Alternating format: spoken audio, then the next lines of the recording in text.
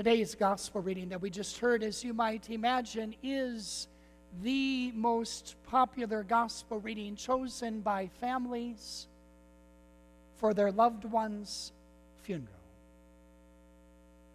John 14, chapters 1 through 6. A familiar gospel to us, any of us who have spent any time in the midst of people who are grieving, who are having to attend funerals. We hear today's gospel passage often. It makes sense that family members would be drawn, would be attracted to using this gospel story. After all, it speaks of dwelling places. It speaks of the Father's house. It speaks, of course, to families about heaven itself. A beautiful gospel reading for funerals indeed. But here we are, hearing this gospel reading on the 5th Sunday of Easter. And it's not even a funeral. No. We gather today during this Easter season to hear these words, and I know for myself, this gospel reading was one of my favorites as a child.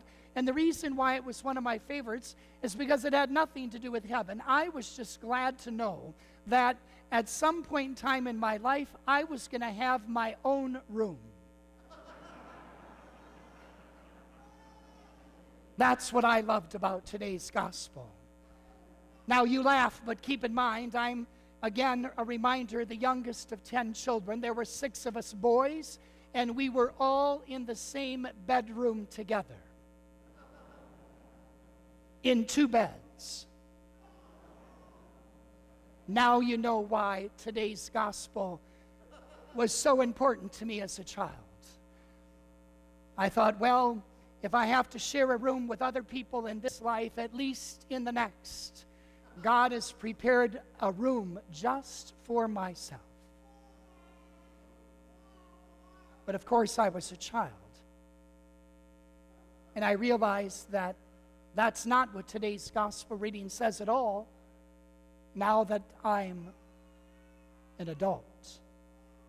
Because notice, Jesus doesn't say in my Father's house there are lots of individual rooms and that you're going to get one. No. Jesus says in my Father's house there are many dwelling places, and I am going to prepare a place for you. A place for you and I to dwell. Alone, separate, in our own separate rooms? I think not.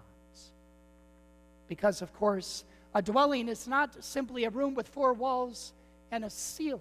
No, a dwelling is a place where you and I choose to live. Let me repeat that. A dwelling place is wherever you and I choose to live. Now it makes sense. Now it makes sense that this gospel reading speaks so deeply and so dearly to families who have lost a loved one. Because, of course, the gospel speaks about living. It speaks about life. It speaks about those moments in which the deceased, while they were with us here on earth, chose to live and to share life with family and friends, and now experiences that living in a new way in our Father's house. To live is to get a glimpse of God. The story is told of a young girl who was sitting at the kitchen table with her tablet and, of course, her crayons, and she was busy drawing, and her mother asked her, "Honey, what are you drawing?" And the little girl looked up at her mom and she said, "I'm drawing a picture of God." And the mother looked at her daughter and said, "Honey, nobody knows what God looks like." The little girl looked at her and she said, "They will now."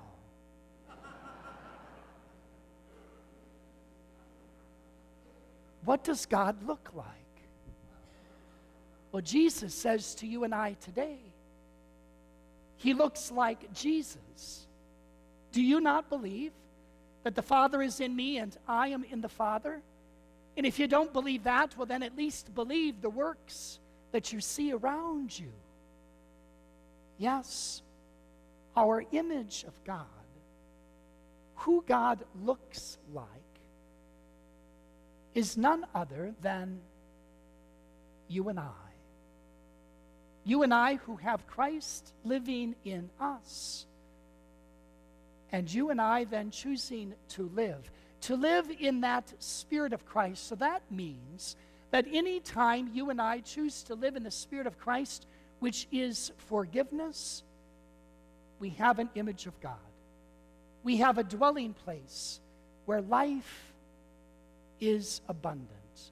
Anytime you and I choose to live in the presence of the Christ within us by choosing to be instruments of charity and compassion and understanding to the least of our sisters and brothers, by reaching out in their need, by extending a helping hand and a loving heart and an eager ability to help lift people up, why then the image of God, a dwelling place, is right in our midst.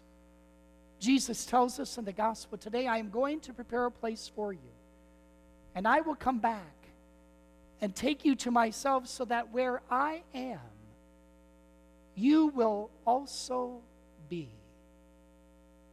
Where I am, you will also be. My dear friends, that's not just in the next life. That's right here, right now. Jesus is with us. It's what we celebrate in this Easter season. He is alive. He dwells in our hearts. And so you and I are called to live in that presence each and every day, so that this dwelling place that is ours, where we choose to live life to the fullest, where we choose, like mothers so beautifully do each and every day to their children, to both give and to be open to life and to love itself. Every time you and I choose to do that, then Jesus' promise in the gospel today, to be with us always, to have that place prepared for you and I, why it becomes a reality here on earth and in the life to come.